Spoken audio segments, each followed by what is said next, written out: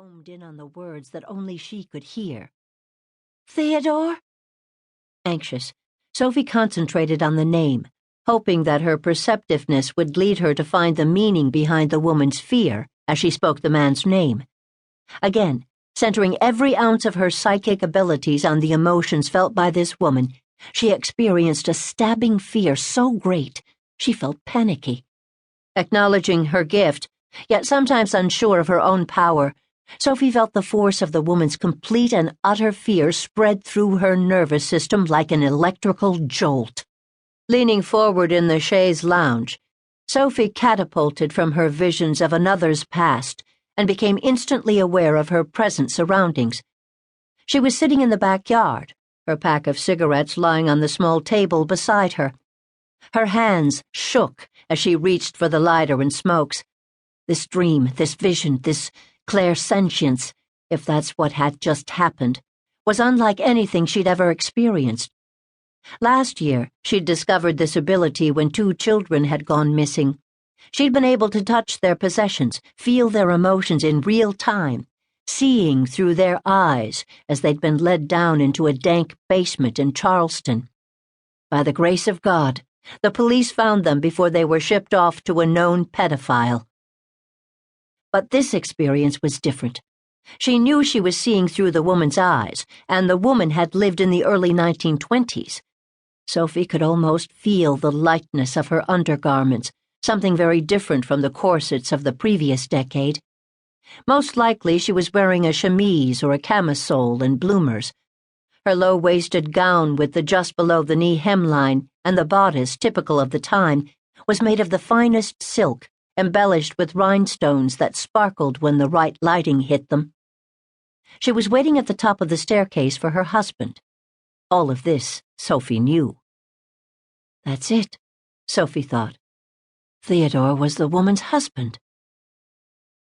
Sophie took some deep breaths, hoping to steady her erratic heartbeat, confused and trying to make sense of what she'd seen as she reached for yet another cigarette. She almost jumped out of her skin as she heard the back door slam. Placing a shaking hand on her chest, she shouted, "Damn you, Goebel! You just about scared the life right out of me." Goebel, wearing a navy robe and carrying 2 mugs of steaming coffee, sat down at the foot of the chaise. "When I woke up, you were gone. Figured I'd find you out here huffing." He held the coffee cup out for her. She sipped at the hot brew, then placed the cup on the table. "Huffing? Goebel, you're going to have to check your choice of words in the future.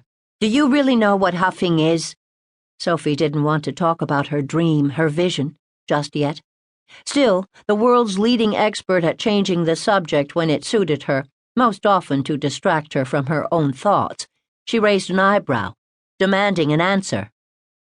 "Well, do you?" she asked again. She pulled her legs up to her chest and drank her coffee, patiently waiting for her husband of 1 year and 1 day, almost, to answer. Goebel sighed, patted her on the knee, and took a sip of his coffee. "Why do I think you're about to tell me?" he asked, his voice laced with humor. "I can't believe you, a former New York police officer, don't know what huffing is." "Okay, Soph, you got me on that one. Of course I know what it is.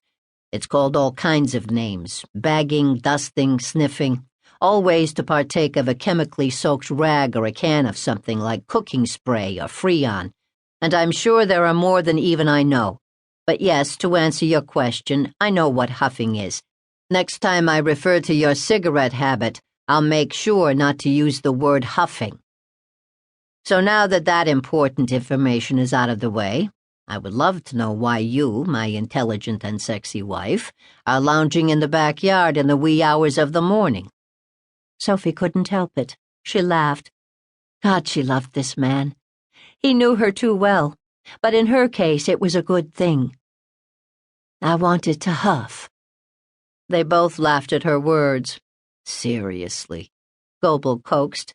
"Are you feeling okay?" Sophie knew he wasn't asking if she was physically well. He wanted to know her mental state, if her psyche was in a good place. Not wanting to discuss her vision just yet, but knowing she would tell him soon enough anyway, she asked,